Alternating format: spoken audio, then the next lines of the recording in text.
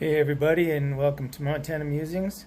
Today we're going to have a look at a couple of pistols that, since I've got my chronograph, I'm going to fire them through that chronograph and just see what the speeds is between each one of them. So just for fun, and both of them should be relatively close. I'll show you what I'm talking about here. So there it is. I've got my 357 Magnum there in the Rigger GP100 with my Altamont grips, which is just a beautiful gun. And then I've got my police trade-in I got this relatively cheap.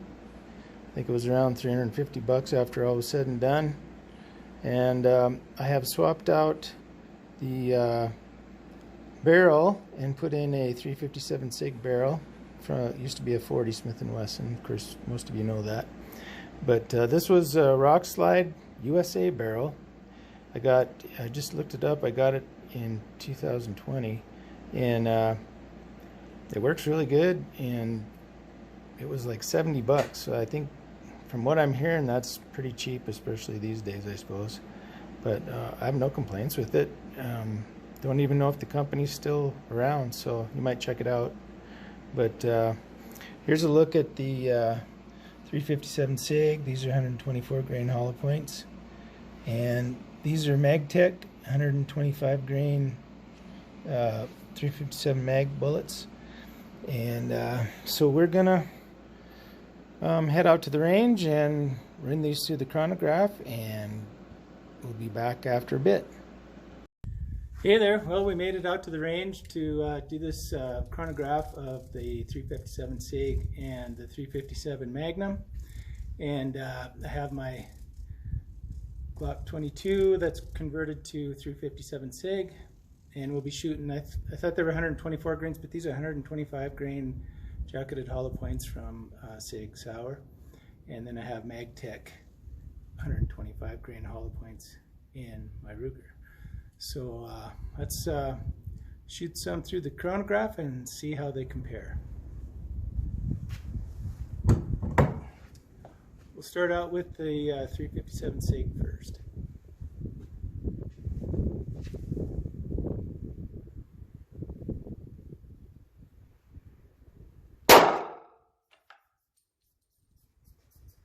$14.80.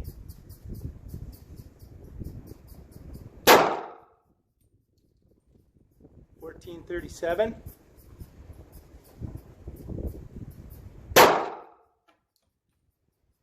1404,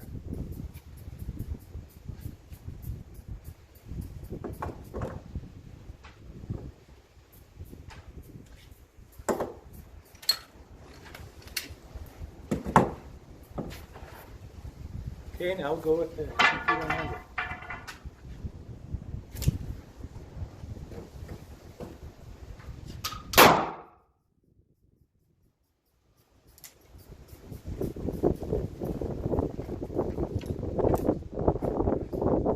It says 1404, but that's what the last reading was, so I'm not sure.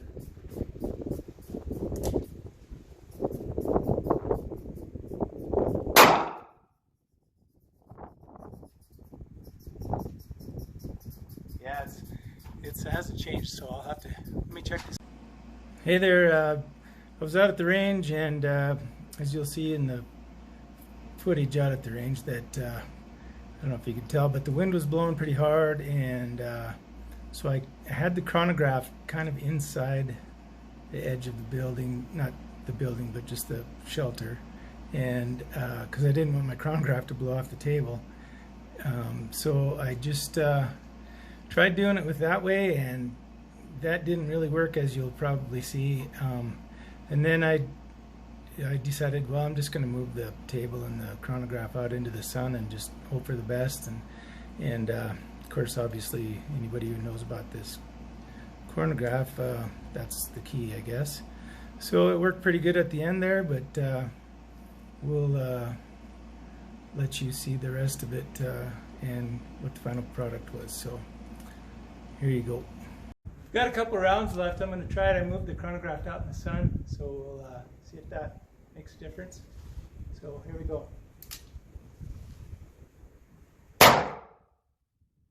1500. 1498. That's better. I think it was having trouble reading when it wasn't in the sun, so that should be a lot better. But anyway, I'll get back to you and we'll finish up this video. So here's a couple more with the 357 SIG with the chronograph in the sun. 1493, 1494.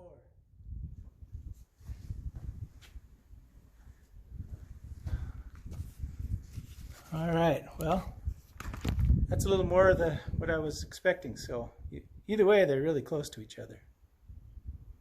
Well, that's the results of the 357 SIG and the 357 Magnum and the revolver. And the SIG was, when I moved it out into the sun, was really consistent. It was 1493 and 1494. You couldn't hear it because the loud bang just kind of deadens the microphone in the phone. So, but that's what that was. And then the 357 Magnum was 1500 and 1498 on the last two shots.